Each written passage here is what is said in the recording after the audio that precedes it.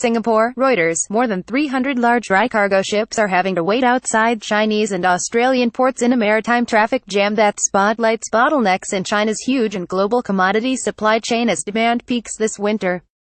With some vessels waiting to load coal and iron ore outside Australian ports for over a month, key charter rates have jumped to their highest in more than 3 years.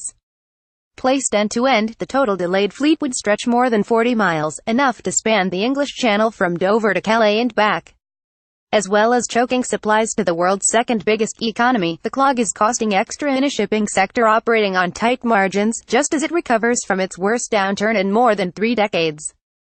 Charterers of Cape-sized ships, the largest bulk dry cargo carriers, face paying an extra $1 million per vessel, assuming a 45-day wait, according to fixture data on the Reuters Icon terminal.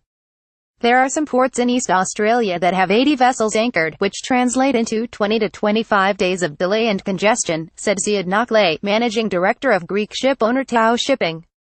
Shippers and brokers said the delays were typical, especially during the peak demand winter season, as bad weather including fog and strong winds in China and infrastructure issues in Australia exacerbate increased demand for vessels to satisfy China's soaring minerals appetite.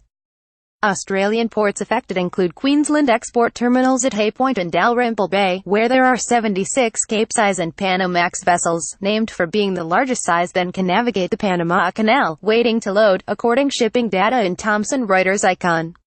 At Dalrymple Bay, the 93,296 deadweight ton DWT Panamax ship Pavia arrived to load coal on November 4, but loading only started on deck 17. It must be congestion.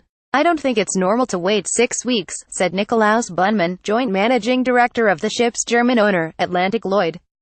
Delays at Hay Point and Dalrymple Bay were caused by a combination of port maintenance and the ongoing impact and disruption caused by Cyclone Debbie in March, said Ian McFarlane, chief executive of the Queensland Resources Council.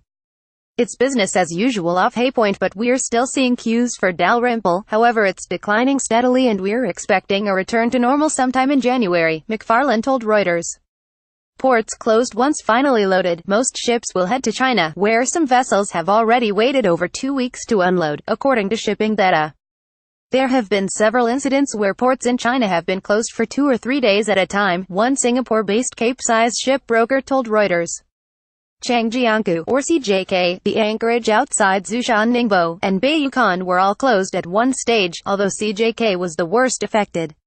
Ship owners with ships stuck in the maritime traffic jam miss out twice around. They are unable to hire out their vessels at the higher rates the congestion has caused. Charter rates for a 180,000 DWT Cape-sized ship from Western Australia to China hit $10 a ton, equivalent to about $28,000 a day, on deck. 12, the highest since April 2014. Adding to the congestion is a coal and iron ore buying spree that kicked in after the National Congress of China's Communist Party in October. There has been an abundance of cargo in the market since November after import controls were imposed during the 19th National Congress meeting, said Ong Chu Kiat, president of Taiwan's dry cargo shipper Yuming Marine Transport. Bad weather, substitution of domestic ore with better quality imported ore caused by the anti-pollution policy, and strong steel prices, have all helped to push freight rates up. Ong said. Shippers fragile. China's December coal imports are set to hit 28 million tons, the highest since December 2013, according to Ralph Leshinsky, head of research at shipbroker Banchero Costa in Singapore. For all of 2017, China is on course to import 220.2 million tons of coal, up 10% year-on-year, according to shipping services firm Clarkson. Iron ore imports are set to hit 1.07 billion tons, up 6% compared with 2016, Clarkson said.